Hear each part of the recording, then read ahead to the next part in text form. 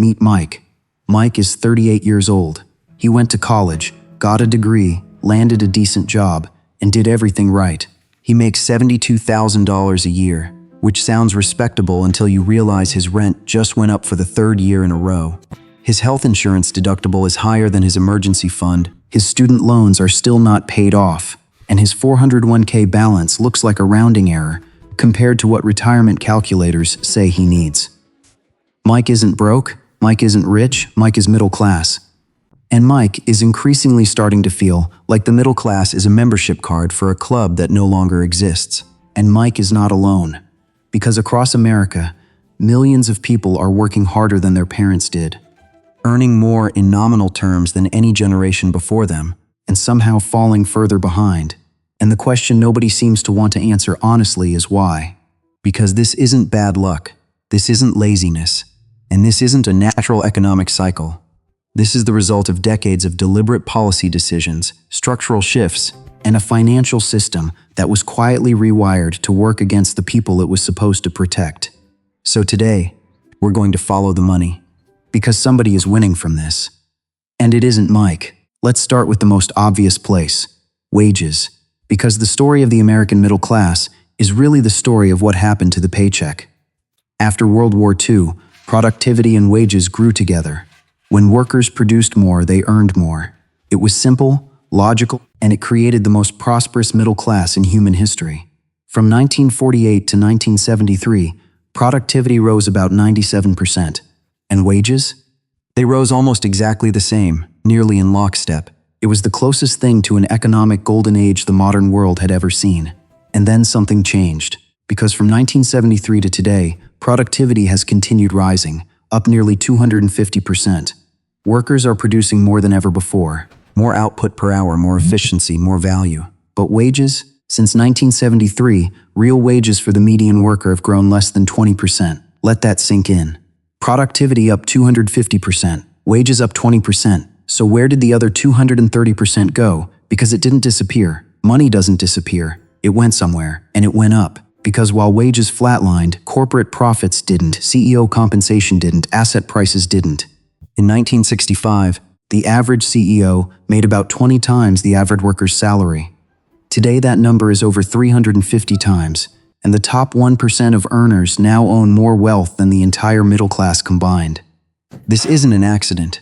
It's the result of a decades-long transfer of economic power from labor to capital, from workers to owners, from Mike to the people who own the building Mike works in. But wages are only half the story, because even if your paycheck stayed the same, you might be okay if the things you needed to buy stayed the same price too. But they didn't, because here's where it gets truly ugly. The costs of the three things that define a middle-class life, housing, healthcare, and education, have exploded at a rate that has nothing to do with general inflation. Since 1980, the overall consumer price index is up about 300%. Uncomfortable, but manageable. But college tuition is up over 200%. Healthcare costs are up over 600%. And home prices in most major cities have increased so much that the concept of buying a starter home on a median income has quietly gone from difficult to mathematically impossible in large parts of the country. And this is the trap that nobody talks about, honestly. Because it's not that life got a little more expensive across the board.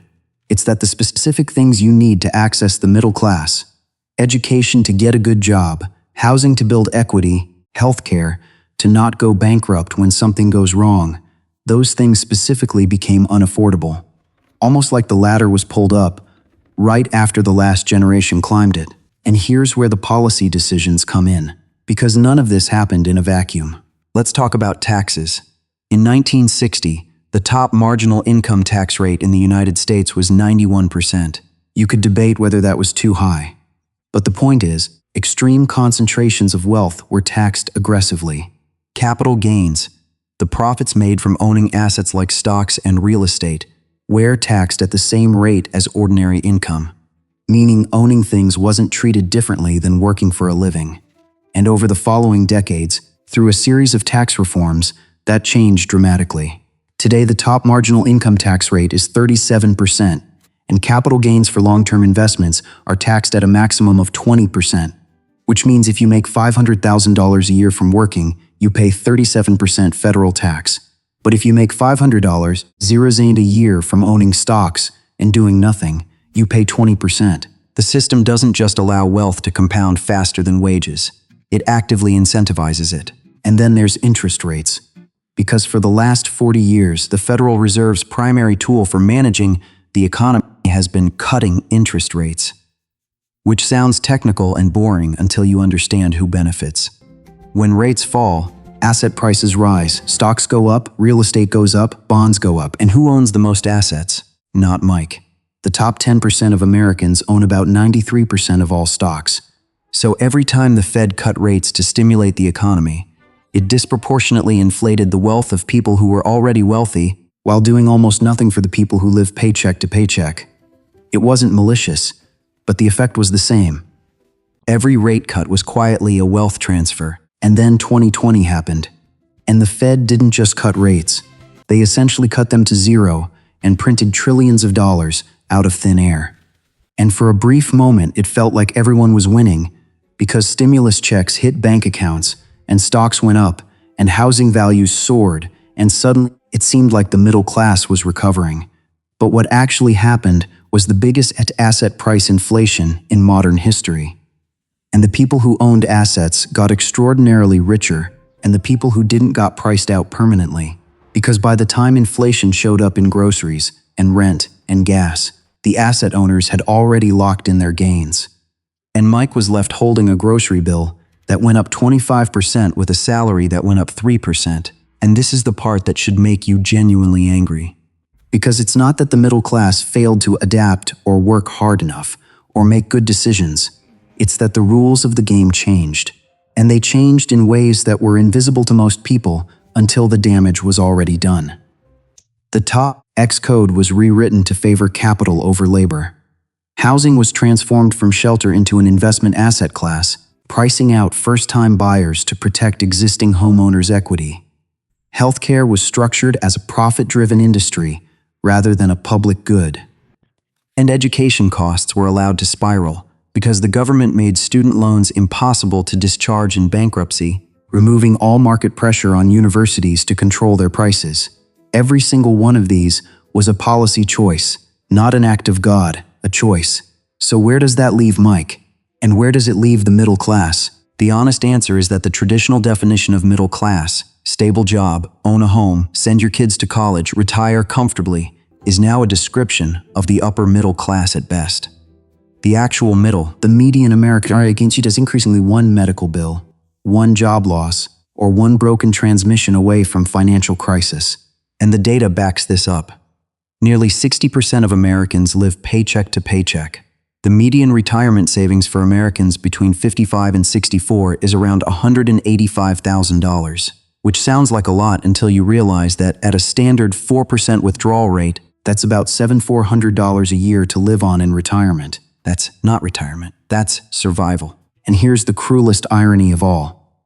The people who designed this system didn't do it because they hated the middle class. They did it because the middle class wasn't paying attention. Because when policy decisions are complicated and boring and buried in 400-page tax bills, most people tune out.